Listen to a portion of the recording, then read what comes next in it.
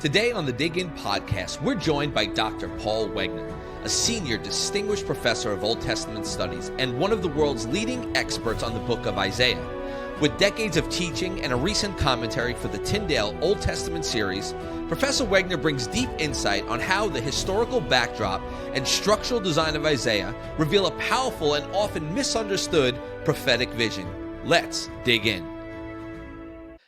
Hey, everybody, ladies and gentlemen, welcome to the Dig In podcast. I'm your host, Pastor Johnny Ova of the Sound of Heaven Church, and today we have an amazing special guest with us today, and that is the great Dr. Paul Wegner. I can introduce you as the great, right? I guess. I won't say that, but Well, I'm gonna say it. I'm gonna call you the great Dr. Paul Wegner. But thank you so much for joining us today. I know this is going to be a tremendous blessing for everybody who's going to be watching today. Oh, thank you. I'm excited to be here. Wonderful. So I guess let's get started with a little bit about yourself. Were you born and raised in a Christian home, and what led you? What was that point that led you to go, this is the area that I want to dedicate my life to? Yeah. I grew up in a pastor's home in Iowa. Charles City was where it was. And this is going to sound really bad, but I didn't think my father was a very good example of a pastor. Oh, wow. So when I went into the ministry, I wanted to be a good pastor. And so I'm sure that's a pretty bad motivation for starting, but it changed after that. So It's an honest one. That's good. yeah. Good. And then when I was in seminary, my last year, I was doing a THM, which is an advanced degree after the MDiv. And it was at that point I got to teach Hebrew. And so I just fell in love with teaching Hebrew and the Old Testament. So that's how I really came into it and decided to go this route.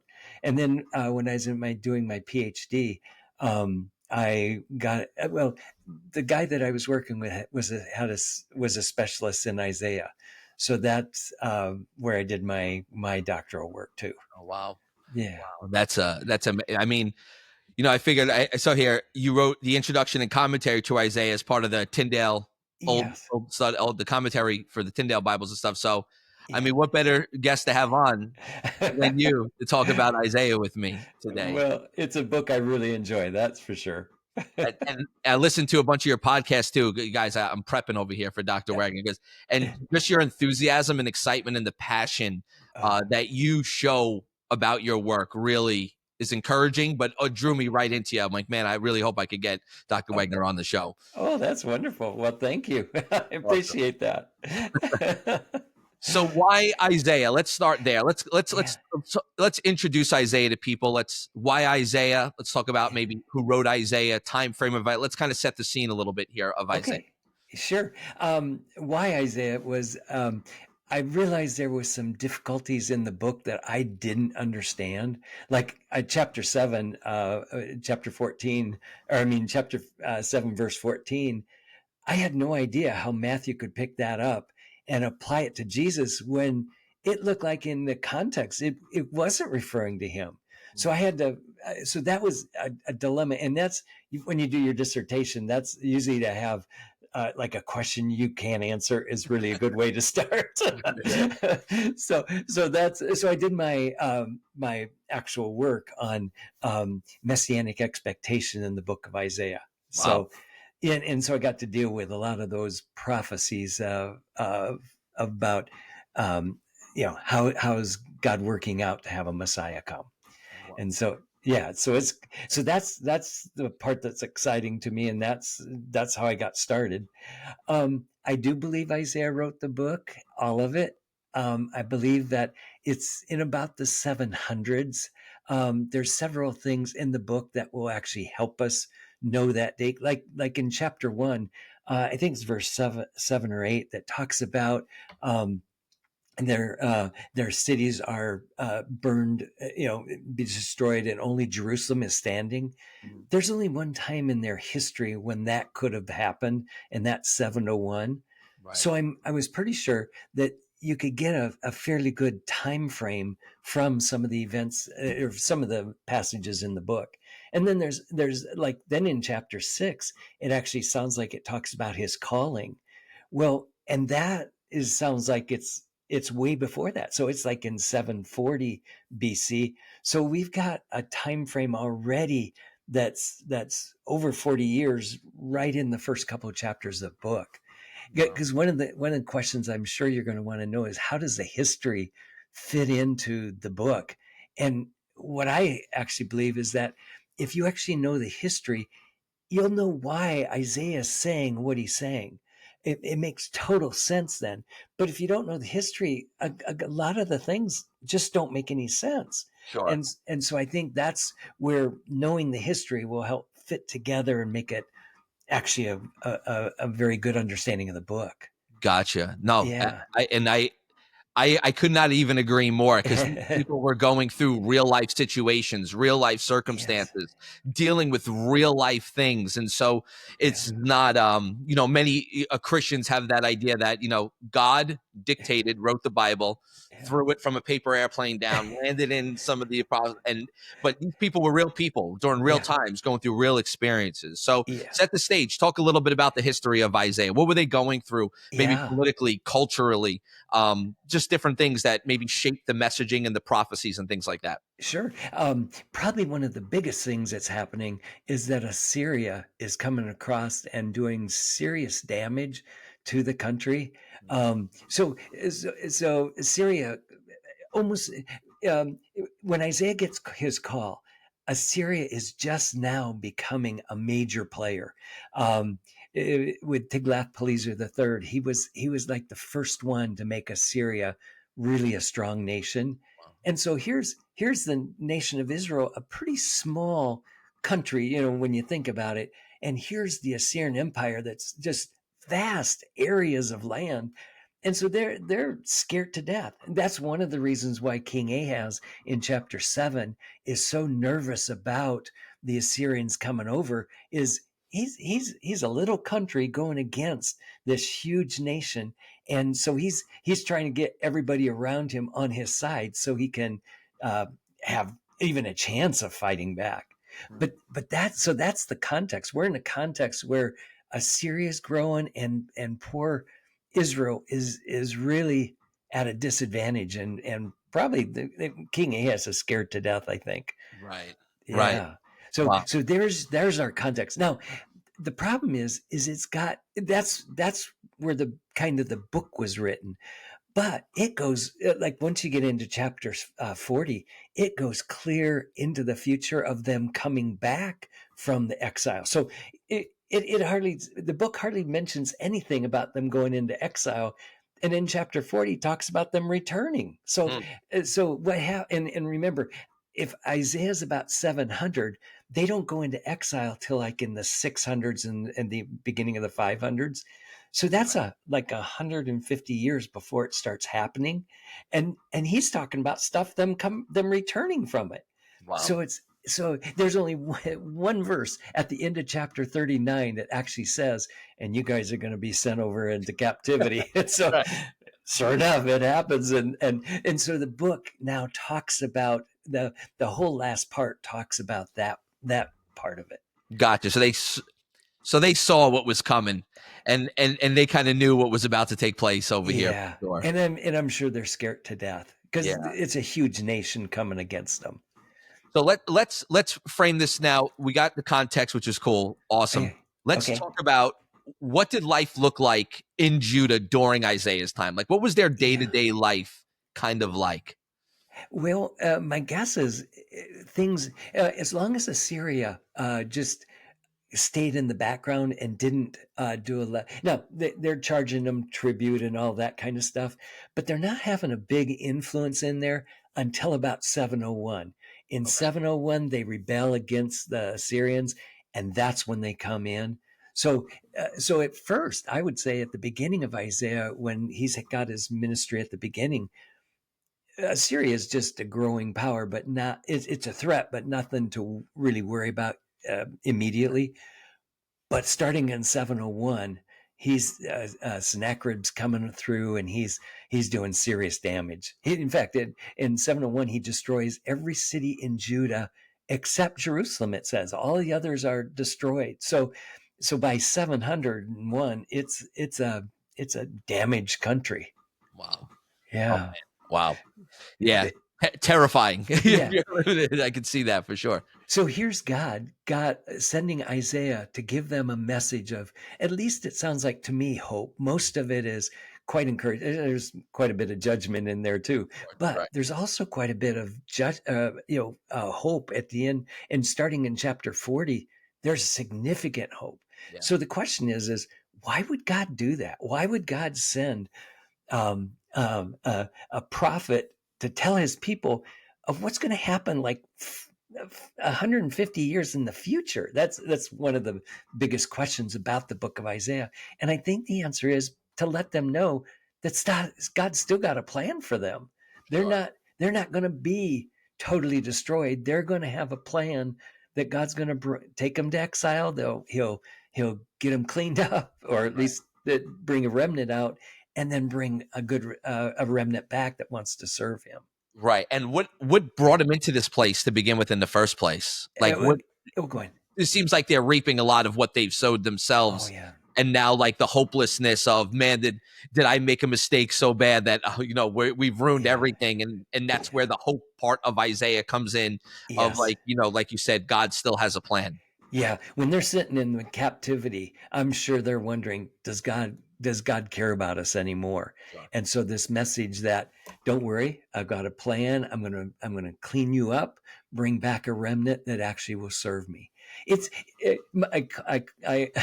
put the title of Isaiah as, "Will Israel ever repent?" Because at some point you look at them and you're going, "Will these guys ever get it?" And I think the answer is yes, but it's going to be a long time, and it's going to take a lot of work on God's part even to bring them back. Right. Yeah. Yeah. Yeah. Wow, man. All right. So the book of Isaiah too, I know there's a lot of talk about how it's even written and like sectioned off. It's said to have like Yeah. these multiple section to it, how it's organized. So why do Yeah. you feel that matters in the writing of Isaiah? Yeah.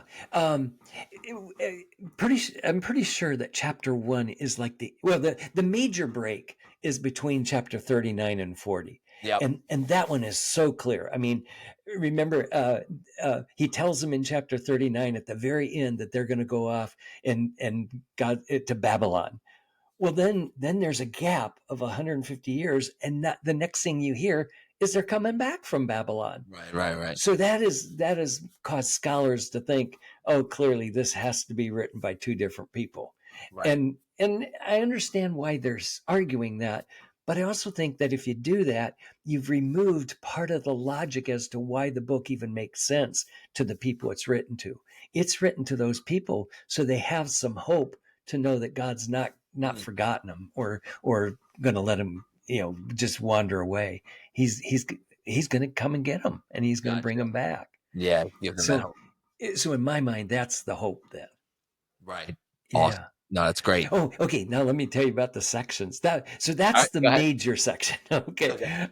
There are 3 introductions in the book that I think are really helpful for us to know. So if you look at chapter 1, verse 1, there's an introduction here. I'm going to read it to you if that's Sure, okay. go ahead. All right, Absolutely. here's the vision of Isaiah, the son of Amos, concerning Judah and Jerusalem, which he saw during the reigns of Uzziah, Jotham, Ahaz, Hezekiah, kings of Judah. Well, that sounds like a standard introduction for a prophet. But then you go to chapter 2, and you've got almost the same thing. It says, the word which Isaiah the son of Amos saw concerning Judah and Jerusalem. I'm going, we already knew it was him. What's going on? And then when you go to chapter 13, you've got another introduction, it looks Wow. like. Here, so it says, the oracle concerning Babylon, which Isaiah the son of Amos saw. So I'm going, what's going on here? And I think the answer is these are introductions to parts of the book, and there's a major sections in there. If Isaiah wrote from, it says in chapter 6 that his calls about 740 BC, Okay.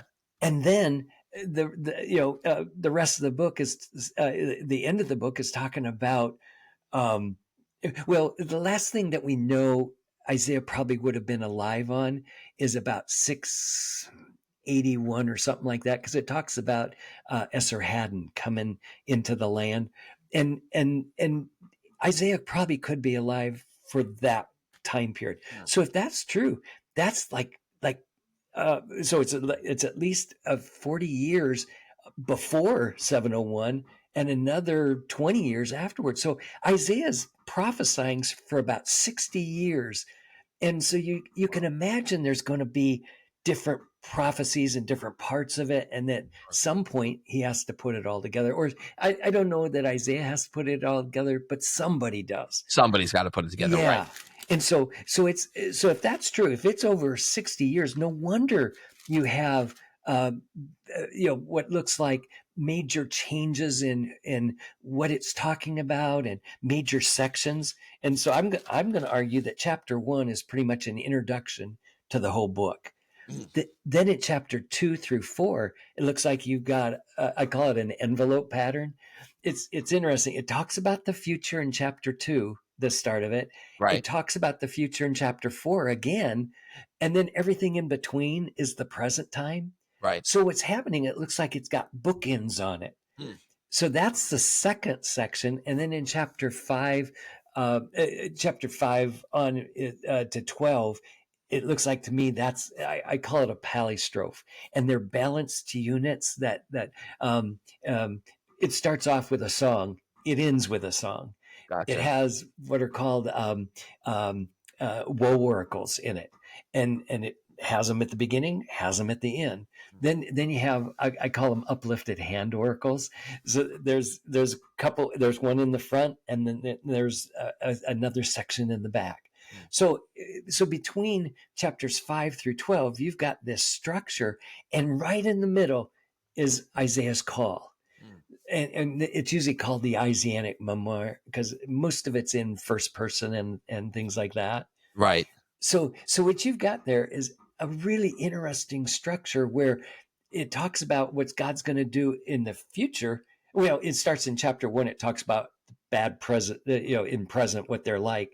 But by chapter 12, they're praising God for delivering them and all that. So you've got a structure there. But then I think the reason that it happened was because God sent Isaiah, and God's got a message for him through Isaiah to deliver them. Wow. So it seems like to me that's another section. Are there any historical references, maybe outside of the actual book of Isaiah, that refer to a lot of these things that you know about? Yeah, we know Sennacherib came through and destroyed Jerusalem. I mean, we know, or at least started to take Jerusalem. In 701, he gets stopped. God sent. It says in chapter 38 that God sent an angel that destroyed 185,000 of their soldiers. Right. So we know from the Assyrian records that they actually did that they came through. What we don't have is saying that the Assyrians got wiped out, and of course the Assyrians are not going to say that. Right. They wouldn't put that in their history. Right. But they do talk about it. Talks about them taking captives and stuff like that. But it does never, and it says this is a key phrase. It says that they have Hezekiah shut up like a bird in the cage. Right. But that's all. It doesn't say. And they took them and destroyed them, and they did. And I think the reason is because they didn't. One other thing that's really interesting is in the palace at Nineveh, the Assyrian palace for Sennacherib, he actually has Lachish on the conqueror of Lachish on the walls instead of the conqueror of Jerusalem. And I'm going, wait a minute, Jerusalem is the city that they want to conquer. Yeah. Lachish is a fortress city, but it's not the best. It's not the most important. Sure. And so I'm surprised that in his palace he has the conquering of Lachish instead of the conquering of Jerusalem. That's And I interesting. think it's because he didn't conquer Jerusalem. Interesting. Yeah, they can make it look really good, but they can't lie Right. in their histories because the people would catch them on that. But Yeah. they can make it sound really good. Wow, that's fascinating. I've Yeah, never heard that before at all. That's amazing. yes. So that's part of the reason why I think then 701, because there's a big question: did that really happen? Well, I think there's good evidence that suggests it did happen, Wow. a lot of it is from evidence from silence, but it's pretty important that they would put Jerusalem on the walls of a palace being built in commemoration of the battle Yeah. if they took it. And Yeah. I 'Cause don't think they did. yeah. Wow. Yeah. That is some fascinating stuff. I've never heard that before. Wow. Yeah. Okay. I didn't get all the way through the All right. Go sections. ahead. Yep. Go. Sorry. No. All So good. I think the next section is from chapter 13. Remember, I told you chapter 13 starts with an introduction. Yep. I think it goes all the way to 39 then. So that's the rest of it. Then in chapter 40, in chapters 40, it's not, you don't have three introductions, but you do have three refrains. So at the end of each of the major sections. So I think the first one is one through, from chapter 40 through 48. Is the first section. And then in fact, I should read that to you Yeah. Go ahead. because it is kind of interesting. Okay, so at the end of chapter 49, here's what it says. Or I'm sorry, 48, here's what it says. There's no peace for the wicked, says the Lord. Then you go to chapter 57.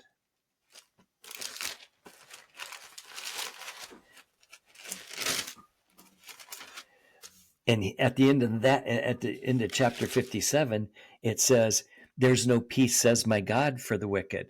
So it sounds like to me, the only difference is the name for God there. Right. Everything else is Same. almost exact. Right. Then you go to the very last chapter in chapter 66.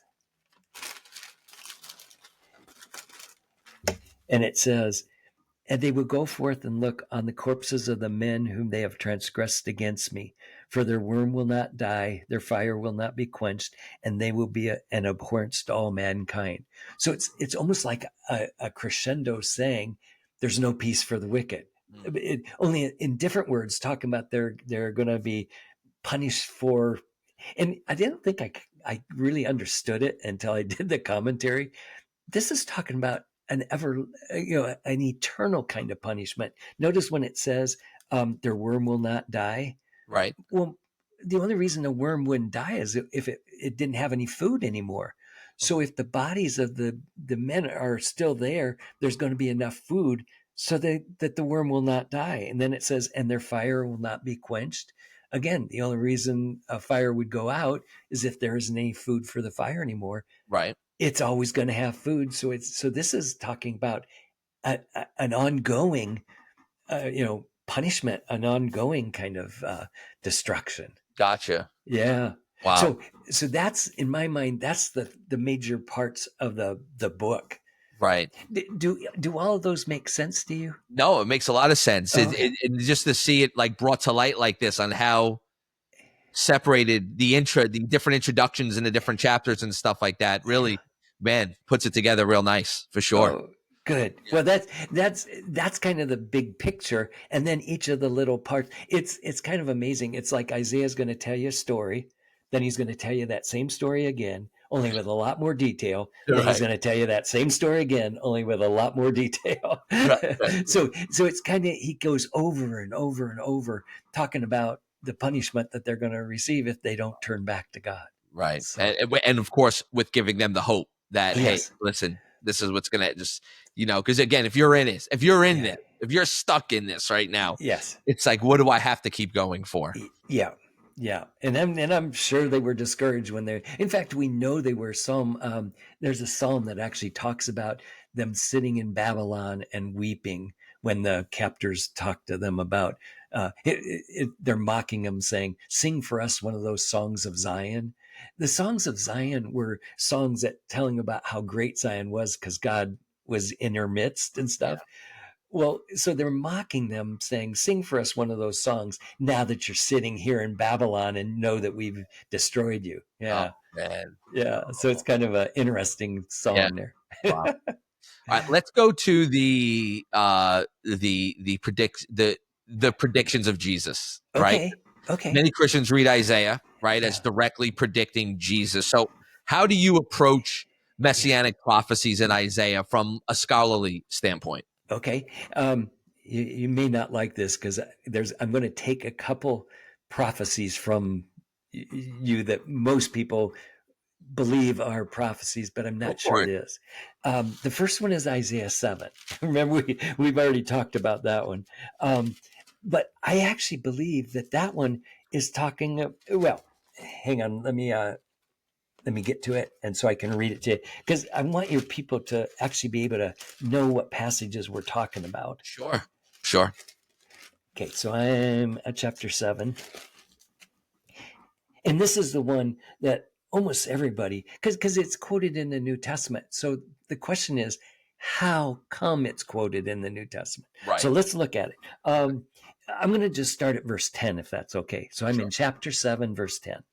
Then the Lord spoke again to Ahaz, saying, Ask a sign for yourself from the Lord your God. Make it as deep as Sheol or as high as heaven. But Ahaz said, I will not test, nor will I ask. Never will I ask, nor will I test the Lord. Then he said, Listen now, O house of David. Is it too slight a thing for you to try the patience of men, that you will try the patience of my God as well? Okay, I'm going to stop there a minute. So, God, I don't understand Ahaz. God is giving him the chance to make any sign that he wants. God knows that this poor Ahaz is in a terrible position. He's got the Assyrians getting ready to come down. He's also got his neighboring countries helping. They want to get Ahaz on their side so that they can fight against the Assyrians, and he I think he's scared. He doesn't want to do it. So God steps in to give him the encouragement he needs, and instead of taking a sign, he says, oh, I won't test God. You're testing God more by not taking the sign, it would seem like. And it's funny because God gives him an opportunity to ask for anything, make it as high as heaven or as low as Sheol. Ahaz really is stupid. I would have said, wipe out those two nations on my side. There He you wouldn't go. even have any faith to do that. Anyway, he doesn't ask that. Okay, so now God says, okay, if you won't ask for a sign, I'm going to give you one. All right. So here's what it is. Therefore, the Lord himself will give you a sign. Behold, a virgin will be with child and shall bear a son, and she will call his name Emmanuel. He will eat curds and honey. At the time he knows enough to refuse evil and choose good. For before the boy will know enough to refuse evil and choose good, the land whose two kings you dread will be forsaken. Verse 17 is also part of that. And it says, the Lord will bring on you and your people and on your father's house such days that have never come since the day that Ephraim separated from Judah, the king of Assyria. So God has just warned him that if he's not going to take a sign, I'm going to give you one, and it's not one you're going to really like. It's going to be bad news. But there is a little, even there is a little hope in here. Okay, so let's go back. I need to tell you something. Behold, a virgin will be with child. It sounds like, because it goes on and says, he will eat curds and honey by the time he knows enough to refuse evil and choose good. For before the boy will know enough to refuse evil and choose good, the two kings you dread will be forsaken. The two kings he dread is Syria and Israel, his two northern countries. So it makes it sound like there's going to be a child born at that time that Ahaz will be able to see, and if he sees him, he'll know that don't worry, God's gonna give you this sign here, but also know that the Assyrians are going to take you, okay, Right. or they're going to come. So it's a child being born, and it's got to be. It seems like to me it has to be in the time of Isaiah. Mm. And there's more hints too. Um, uh, it's first of all, that word for virgin, it's the word alma, young woman. Alma, a young woman could be a virgin, Gotcha. but it doesn't have to be. You can have old virgins too, right? Sure. So the two words can overlap, but they're not exactly equal. Mm. So that's one of the reasons I think that Matthew can pick it up is because there's some overlap in those words. Sure. Okay. Now the second thing, it says a virgin will be with child. That means she's already pregnant. It's the word, it's an adjective saying that this woman is pregnant. She's already pregnant. Right. And she's going to bear a son, and she'll call his name Emmanuel. So it seems like to me that what it's telling us is that there's a child born at that time that's going to be a sign to Ahaz, and not one that's going to be 700 years later that Right. will be for Ahaz. He needs to know right now what's going to happen. So now, but the question is, how can Matthew pick that up? So Right. let's go to Matthew 1. Why would he pick that up? And Yeah. So let's go to it. So Matthew 1. I'm going to start at I'll start at verse 20 so you get the context. Okay. Okay. But when he had considered this, he was going to put Mary away secretly. Behold, an angel of the Lord appeared to him in dreams, saying, Joseph, son of David, do not be afraid to take Mary as your wife, for the child who has been conceived in her is of the Holy Spirit. She will bear a son, and you will call his name Jesus, for he will save his people from their sins. Now, here's where it is. Now, all this took place to fulfill what was spoken by the Lord through the prophet. Behold, a virgin shall be with child and shall bear a son, and they will call his name Emmanuel, which translated means God's with us. So he's picking it up. Now, there's a couple keys here that you need to know. Notice he used the word fulfill in verse 2. Now this took place to fulfill. Mm-hmm. The word fulfill in Greek often has the idea of filling up. When Jesus is at the wedding at Canaan, he tells the servants to go get the jugs and fill them up with water. It's the same word. Oh, really? Okay. Yeah, so it's the word plerao. It means to fill up. And what I think he's telling them is that this is to fulfill or fill up what was said by the prophet back in Isaiah's time. So I think the first thing is that, and there's a couple things we'll need to know, but the first thing is that the word fulfilled does not mean this equals that, which is, it can mean that, but it doesn't always mean that. And in Matthew, I think it's not often, this one I don't think can refer to that, because we saw back there, it was already fulfilled. Right. So I think what's going on is he's filling this with more meaning. And I think then it makes more sense. Okay. And that now it's going to use the word, notice it says, behold, a virgin. In the Greek, this is the word parthenos. And parthenos in Greek usually means virgin.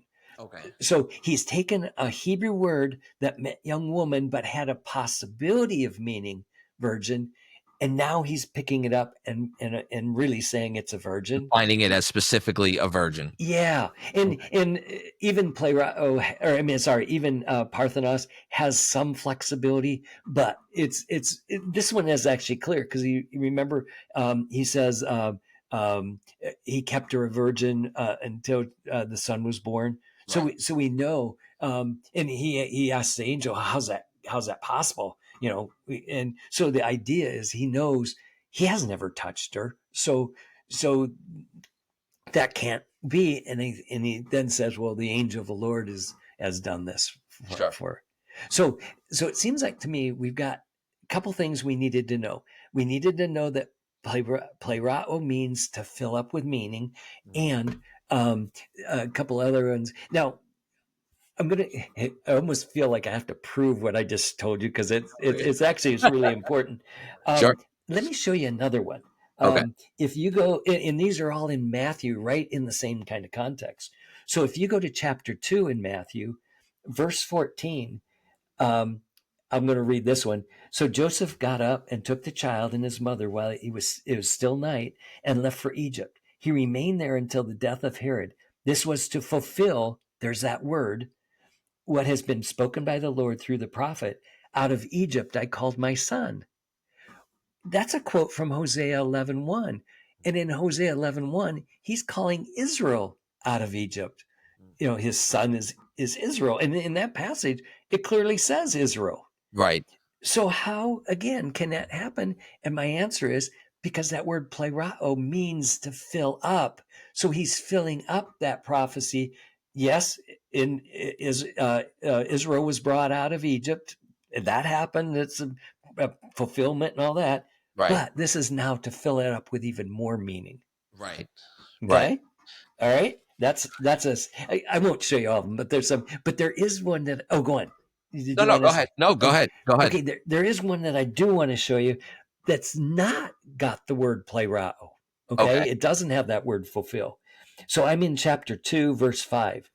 And they said to him in Bethlehem of Judea, for this is what has been written by the prophet. And you, Bethlehem, land of Judea, by no means least among all the leaders of Judah, for you shall come forth a ruler who will shepherd my people Israel. See, that's Micah 5:2. And I think Micah 5:2 is a direct fulfillment.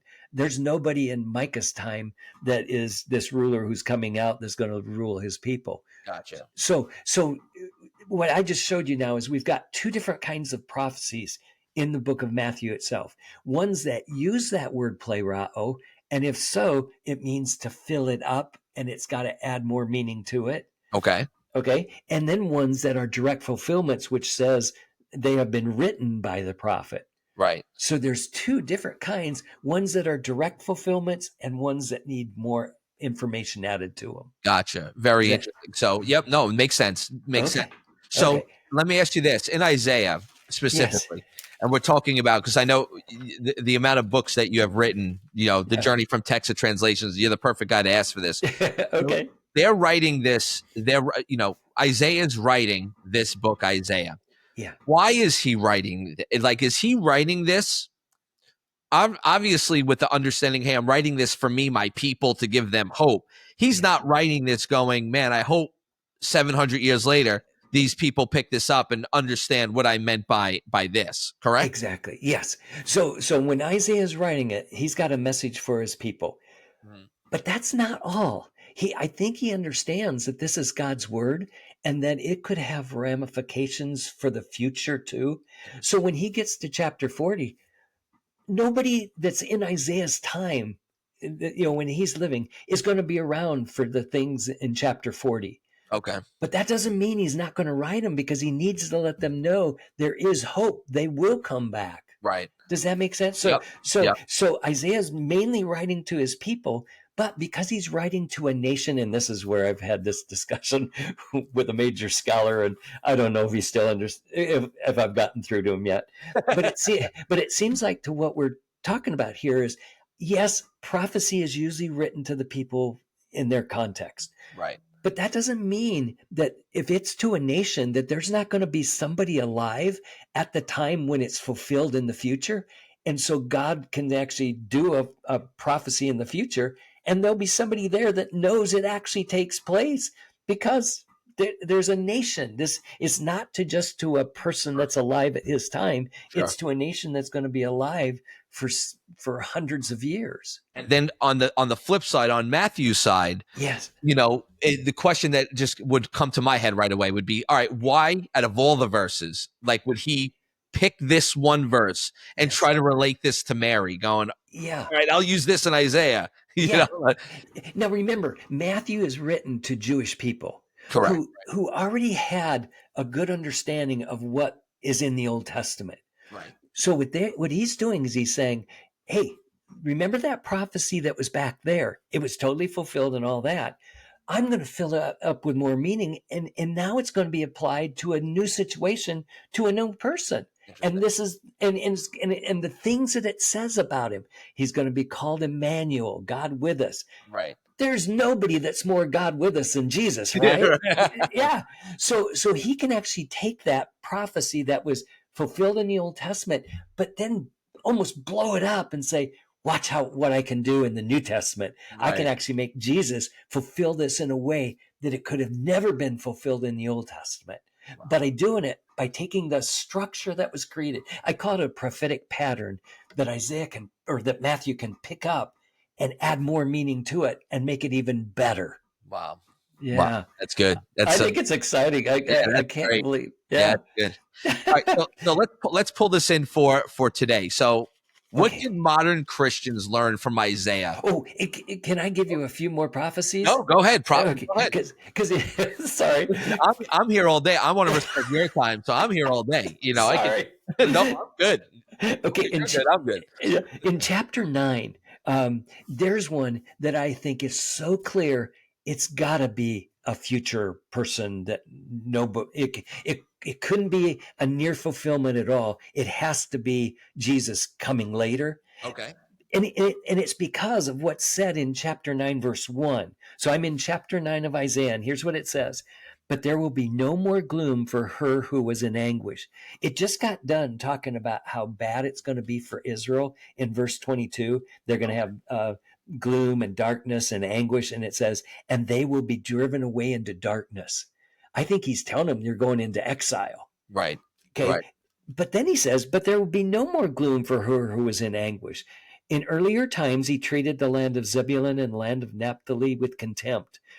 When Zebulun and Naphtali are both northern tribes, and the time he treated them with contempt is when they go off into captivity to Assyria. Okay. But later on, he shall make it glorious by the way of the sea and by the other side of Jordan, the Galilee of the Gentiles. So he's saying that there is going to be a time when he restores them, right? And he's, when he says, I will make it glorious. Well, after 722, when the Israelites, the northern kingdom was taken into captivity, they're gone. We don't hear anything else about them. So when could he make it glorious? Yeah, well, he's going to tell us. Look at the people who walk in darkness will see a great light. Those who walk in a dark land, a light will shine on them. You will multiply the nation. You shall increase their gladness. They will be glad in your presence, as with the gladness of harvest, as men rejoice when they divide spoil. And it's going to then go, and it's going to give them 3 reasons. The first one is in verse 4. For you will break the yoke of their burden and the staff on their shoulder. Second one, for every boot of the booted warrior will be destroyed, and cloak rolled in blood will be for burning. And then the last one is a child will be born for us. So he just gave us 3 good reasons where there's going to be greater joy than you've ever had before. Right. And it's when Jesus comes. That's Sure. the only time that could be. Yeah. Yeah. So clearly, chapter 9, I am back on it. It's got to be Messiah. Right. Okay. Okay. Chapter 11 is the same way. It's talking about a future person who a shoot's going to spring from the dry land of Israel, and it calls it the root of Jesse, or the stem of Jesse. But it talks about him being brought, and then it even talks about the lion laying down with the lamb and those kind of things. Right. So those have to be talking about a future Messiah reign. Right. That makes sense, because again, as you read the previous verse in Isaiah, you could tell where it's talking about the virgin, the young lady, you're right. There are markers current day to them that Yes. you can easily point to where here you can't do it. Yep. Okay. Do you want to see in the second part of the book? Let's go. Okay. And again, I'm going to surprise you on this one, I'm afraid. In chapter 42, Okay. I don't think that's a messianic prophecy. Okay. Even though it's actually picked up in the New Testament, it uses the word plerao to do it, to fill it up. Fill again, right? Yeah, so that's part of the logic here. Okay, so chapter 42, I believe, is a guy named Cyrus. Do you remember Cyrus is the one that lets the Israelites go back to their home? Yep. And it's going to be, seems to me, be clear. Behold, my servant, whom I will uphold, my chosen one in whom my soul delights. I have put my spirit upon him. He will bring forth justice to the nations. He will not cry. He will not cry out or raise his voice or make his voice heard in the streets. Now that's kind of interesting, because when Cyrus came into Babylon to let when he conquered Babylon so that the people could go back, he didn't come in as a conquering warrior. He marched in, but by that time the people were cheering him because it's a neat history story. But he came and let them go back and worship Marduk, the god that they wanted to serve, and the Babylonian king wasn't letting them do that. Right. So they actually almost felt like Cyrus was delivering them. Okay. Now It's this next verse that helps me know who you're talking about. A bruised reed he will not break. So who's the bruised reed in the time of the exile? Any ideas? It would have to be. Would it be the Jewish people? Yeah, Yeah. here's Israel sitting in captivity. They are a bruised reed. And it says, a bruised reed he will not break. Means he's not going to crush them or stomp them out. He's Right. going to, and remember, the reason is because he's going to let them go back home. Gotcha. The next one, a dimly burning wick he will not extinguish. A second beautiful picture of Israel sitting in captivity. Right. He will faithfully bring forth justice. He will not be disheartened or crushed until he's established justice in the earth. So it seems like to me that one, here's Cyrus, and he's talking, and God's talking about him as being his deliverer. Here's a pagan king Yeah. who doesn't even know God, and God's using him to deliver his people. Wow. Right. In chapter 45, he's actually called my anointed one, which is the word for Messiah. I'll read it for you. It's 44:8 and then 45. 44:28. I'm sorry. It is I who says of Cyrus, he is my shepherd. He will perform all my desire. He declares of Jerusalem, let her be built. And of the temple, your foundation will be laid. So here's Cyrus, who a pagan king is going to do exactly what God wants. Let him go back and build his temple. If that's not exciting, nothing is. Yeah. Right. Somebody who doesn't even know what they're doing, and God's got it all under control. God got under control. Yeah. Okay, look at the next one. Thus says the Lord to Cyrus, his anointed. So my Messiah, my anointed one, whom I have taken by the right hand to subdue nations before him and to loosen the loins of kings, to open doors before him so that gates will not be shut. So he's actually talking there about him opening the gates of Babylon so that his people can go back home. Wow. Yeah. Okay, can I show you one more? Sure. Okay, so 49, great. In my mind, what we were talking about are what are called the suffering or the servant songs. They're usually called. Right. We just looked at 42, and I told you I don't think 42 is the Messiah. Right. It's Cyrus doing what God wants him to. Right. But in chapter 49, now it changes. Okay, so at 49, this is what's called the second servant song. Okay, I'll read it to you. Listen to me, O islands, and pay attention, you peoples from afar. The Lord called me from the womb. From the body of my mother, he named me. He made my mouth like a sharp sword. In the shadow of his hand, he has concealed me. He has also made me a select arrow and hidden me in his quiver. He said to me, you are my servant Israel, in whom I will show my glory. So up to that point, I'm agreeing with all these people that think this is Israel. The problem is the next verse totally shoots that apart. Look what it says. But I said, I have toiled in vain. I've spent my strength for nothing in vanity. Yet surely the justice due me is with the Lord, and my reward is with my God. And now the Lord says, says the Lord, who formed me from the womb to be his servant, to bring Jacob back to him, so that Israel might be gathered to him. See, I think what just happened is you got to change. Israel knows they can't do it. God's going to bring the Messiah that can actually do it. Right. I don't know of any time when Jesus says, I have spent my strength for nothing and nothing in vanity, and surely the justice due me is with the Lord. Yeah, he's given up. I remember at the Garden of Eden, or at the Garden of Gethsemane, I remember him saying, not my will, but thine be done. Right. But never, I can't do it, God. That doesn't make any sense. Right. So I think what you've got here is it starts off with Israel. Israel knows they can't do it. And then you've got another call narrative. And the second one is of Messiah that's going to do it. Wow. Yeah. Good. So in my mind, that makes perfect sense then of the passage. No, you broke that up nice. And I like how you pointed out, again, the context of the delineation where it's like, all right, here's for them and here's why. Yeah. And here's where it's probably future Messiah driven. Yeah. Here's why. That makes a lot of sense. Good. Yeah, it was great. There's another servant song in chapter 50, but it's probably one of the unclearest of any of them.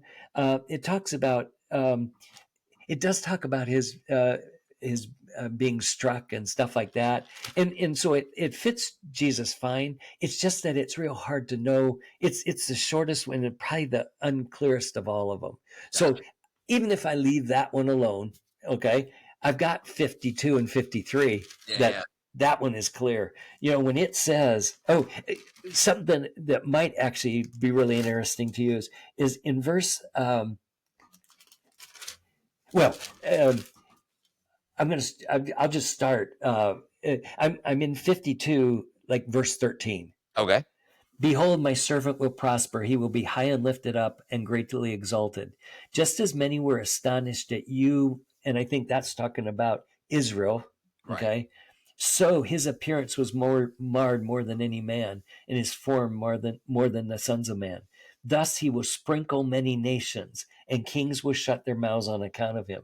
That word sprinkle, uh, they have done all they could do to try to make that not be sprinkle. But in context, it's used enough times in Leviticus to know it's a kind of a ritual cleansing, Okay.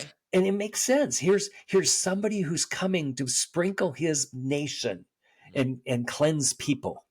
Okay, all right. Kings will shut their mouths on account of him. Well, they're shutting their mouths on account of him because they can't believe that this guy is going to do what he claims to do. Right. Okay, and it tells why. For what they had not been told, they will see, and what they had not heard, they will understand. So they're going to understand that a Messiah is coming to deliver people, and it's stunning them because they can't hardly believe that. Right. Right. Okay, one other thing that I think is really neat. It says that he's gonna. I got to find it. Oh yeah, in chapter 53, verse 10. But the Lord was pleased to crush him, putting him to grief, if he would render himself as a guilt offering. A guilt offering is really interesting because it's a sacrifice that's made after when you did the sin, you didn't know it was a sin. Later you find out, and you need a guilt offering to cover that sin. Right. Okay. I'm arguing that's exactly what we were before we were believers. We were guilty of sin, but we didn't even know we were Fair. guilty. Yeah. Once we found out we were guilty, then we needed a sacrifice, and it's a guilt offering that this Messiah is going to offer for us. Man. Yeah. So that's really neat. And then it makes it real clear that he is dying for us. That's why I don't see how this could be Israel. Israel didn't die for us. Right. And in fact, they died for they were punished for themselves. Sure. We know that they were sent to captivity because they deserved the captivity. Right. So, Right. well, I just wanted you to see because you had mentioned you wanted to hear some of the prophetic Oh, patterns. definitely, because it's Yeah. such a big part of Isaiah, right? Yeah. Your church today, definitely wanted to hit on that. So anyway, those are the ones that I wanted to make sure you knew are clearly there. No, that's awesome, and thank you for taking the time to go through that. Very powerful, man. Wow. All right, Okay. so Isaiah for today, right? Okay. To pull this in here, what can modern Christians learn from Isaiah about justice, hope, the character of God? And if someone wanted to dive into Isaiah for the first time with fresh eyes, how do you recommend they start? Okay. I think they need to get an outline first and see where the parts are so that they know what sections, because what happens is it seems like it just keeps repeating the same stuff. But if you look at the sections, you'll realize, oh, it's not actually repeating. It's saying the message, then it's saying that message again with more detail, then saying that message again. So if they can see where the breaks are, that'll be really helpful for them. Okay, awesome. Yeah. So that'd be first. What can they get from Isaiah? In my mind, if they can read a little of the history about what's behind some of these passages, it will make so much more sense to them. Like in chapter 7 or chapter 6, if they know when King Uzziah died, they're going to know when Isaiah is called, and that'll make perfect sense to them. Then and if they find out that Uzziah was a pretty good king, at least as far as we can tell.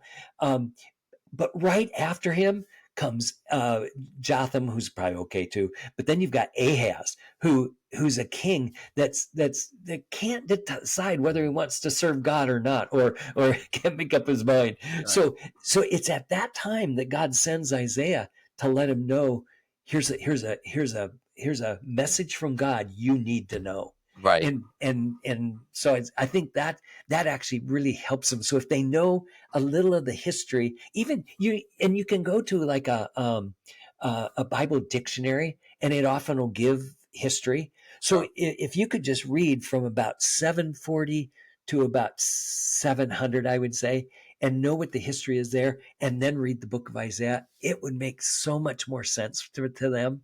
Right. Yeah. So if they had that kind of a background, that would be helpful. Kind of frame it from the place. Yeah. But then what can you get from it? Oh man, in my mind, I've always thought the more you understand it, the better it is. Like those passages we were talking about where it's so clear. Some of these, it starts off with Isaiah, or I mean Israel. It even says my servant Israel, and I tried everything to make that not say that. It does. Right. So, but then there's that change in a second call narrative to bring somebody that actually can do it when Israel knows they can't. And in my mind, that understanding is so brilliant then. So here's a message that God had for us all the way back, written by Isaiah, but it still makes sense to me today. And I know the nice thing is, I actually know Jesus died on the cross. So I already know the background. So when I go to these passages that are looking forward to it, it just adds so much more meaning to know, oh, I even know how that was fulfilled. I know what God did to actually make that possible for me. Right. Yeah. So those are the kind of things I think that if you're wondering what it has for us today, I think get into the book and try to figure out what was saying to those people at that time, and what are the ramifications for me? Meaning, okay, so God was telling the Israelites that there was still hope for them even after they're sitting in exile. Well, that can apply to me really easy when I'm in the midst of a difficult situation that I wonder if there's ever going to be a way out of this. God's there. He's no different in the New Testament than he is in the Old. Yep. And he can actually help me get through that issue and know that there's hope on the other side. And in my mind, that's what Isaiah will tell you. Wow. See, now everybody watching knows why I called you the great Dr. Paul Wegner from the beginning.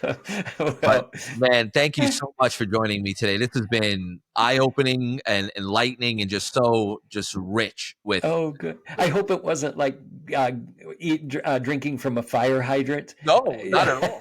No. You explained, like I said, what I heard on some of the other podcasts you've done.